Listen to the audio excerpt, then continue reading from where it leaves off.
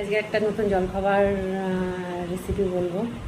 আমি আজকে সকালেই বানানো, হঠাৎ করে মাথায় আসলে এইভাবে বানাই। সবাই বানায়, আমি একটা আমার মতো করে বানিয়েছি।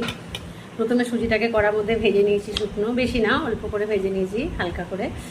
কড়াতে সাদা তেল দিয়েছি, তার মধ্যে একটু রসুন কুচি, একটু পেঁয়াজ কুচি। যারা পছন্দ করো রসুন তারা রসুন দেবে, না হলে ওটা স্কিপ করে যাবে।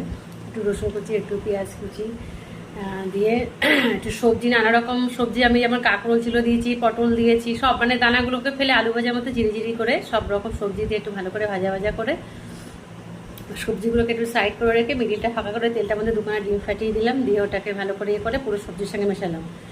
দিয়ে তারপর বলতে ভুলে গেছি, রসুন কুচি, পেঁয়াজ কুচি, সামান্য একটু আদা মানে গ্রেট করে সামান্য একটু, যদি পছন্দ করো ওটাও একটু দিয়েছিলাম, বলতে ভুলে গেছি। তারপরে দিয়ে এবার ওই ডিমের সঙ্গে সবজিটাকে একটু ভাজা করে দিয়ে তারপরে ওই যে ভাজা সুজি ছিল, ভাজা সুজিটাকে দিয়েছি, দিয়ে ভালো করে নেড়ে